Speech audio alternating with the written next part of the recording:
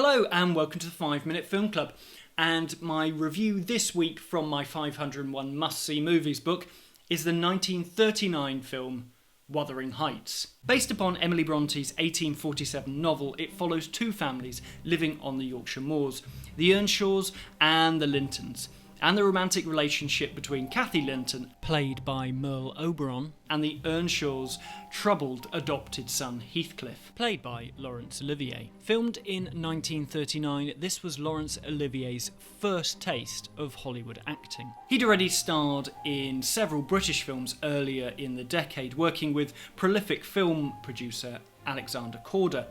However, he cites this film as being the one where he learnt how to act in front of a camera. You can almost see that process happening in Wuthering Heights, and even though this film was undoubtedly shot out of sequence, the earlier scenes of him feel very awkward and he doesn't mesh very well with the other cast around him, which I suppose works quite well for Heathcliff. He feels strange when he's walking around the space in the set. It doesn't feel entirely comfortable when you see him acting in front of the camera. As the film goes on and we kind of go into the flashback moments looking at Heathcliff as a young man, I think that's when Laurence Olivier is at his strongest in this film. Of course, Olivier gives some incredibly impassioned, diction-perfect speeches in Wuthering Heights, and I understand why he sounds the way he does, because the audience wants to see the celebrated Shakespearean stage actor Laurence Olivier, especially in 1939. We're not after realism here. We want to see these actors in these roles. It also makes it difficult to think of what Cathy's got to choose between. She's got an angry sounding, seemingly upper-class man in Laurence Olivier's Heathcliff, and then you've got a rather nice, genteel upper-class man, David Niven, who plays her suitor as well, her second suitor. Now, I have to profess that I have never read Wuthering Heights, but I have dipped in and out over the years, and I know from what I have read that a lot of it is written in dialect. And so if you're going to adapt a novel that is written very specifically with a language inbuilt into its narrative and into its prose, I kind of want to see that on the screen reflected. This film is pure 1930s Hollywood cinema, but even for that time it feels outdated, especially when you look at the lavish Technicolor and huge storytelling of the films around it, like Gone with the Wind and Wizard of Oz. You know, Greg Toland, who was the cinematographer for Wuthering Heights, would go on to win the Oscar for black and white cinematography at the 1940s Oscars. And his work with Orson Welles a few years later on Citizen Kane is where really kind of, these two films are very far apart in terms of their black and white cinematography and their use of lighting in that. This is quite flat, and then if you look at Citizen Kane, well, it's Citizen Kane. I do enjoy the landscape photography in this film, but the interiors feel very soundstagey. I feel like you could just lean up against the wall and they would just start wobbling. And also, this was filmed on a ranch, and it doesn't look like the Yorkshire moors at all. This just doesn't feel very truthful, or truthful's not the right word. I want to believe in the world that is being created. I understand that this is artifice, but I want to believe in it, and I don't. On the set, there was trouble with Olivier regularly clashing with director William Wyler on the amount of takes he was needed to perform, and also with his leading lady Merle Oberon, who originally this was meant to be a vehicle for, but when Olivier was cast, he immediately wanted her out and his new wife Vivien Leigh as Cathy. Luckily for Leigh, she would go off and make the career-defining Gone with the Wind, which no doubt put Olivier's nose out of joint. The more I've read about Laurence Olivier, the less I like the man. He was an absolute force of nature on the stage. Listening to how he delivers lines is incredible.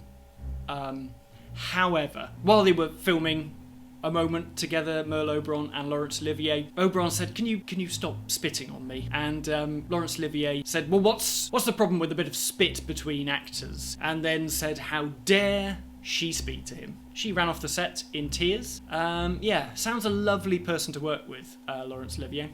And that probably doesn't help the romance that they're meant to be trying to get across on the screen. There are some moments early on with young Heathcliff and Cathy, where I do believe it, or just start to believe it.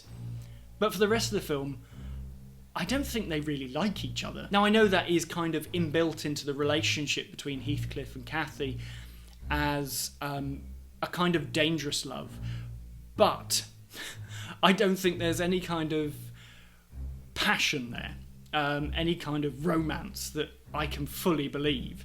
And I'm not surprised with the antics that were going on while they were filming it. Is it any wonder that the final moments of the film, when you look out and see the ghosts of Cathy and Heathcliff walking off into the distance, well, that's not Laurence Olivier or Merle Oberon, they are stand-ins. Supposedly because they'd come back and reshot the ending, but you know, maybe they just didn't want to get back in a room together again. The good of this film is, once again, David Niven giving just a decent all-round performance. You know, I believe him, he's earnest, I like him. David Niven is always a joy to watch in films, particularly from his kind of matinee idol days, you know, of this and A Matter of Life and Death. He is a stunning British film star of the day. Kind of went into some strange comedies later on that, a bit dubious, but, you know, an actor's got to work. And if you want to read about David Niven and his experience making this film and many of his films, then I can't recommend enough his autobiography, The Moon's a Balloon.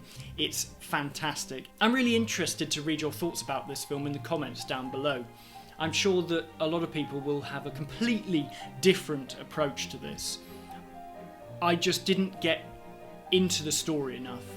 I felt like there was something getting in the way of me really embracing the world that they were creating and the relationship between Heathcliff and Cathy.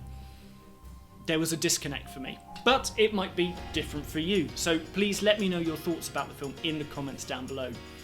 Next week, in my 501 must-see movie series, I'm reaching 1968's 2001 A Space Odyssey. A film that I haven't watched in about 10 years, and then watching it for this review, it hit me in a way that it has never done before, that really never a Stanley Kubrick film has done before. And to hear why, please join me next Friday for my review of the film. But until then, thank you very much for watching, and I'll see you next time. Goodbye!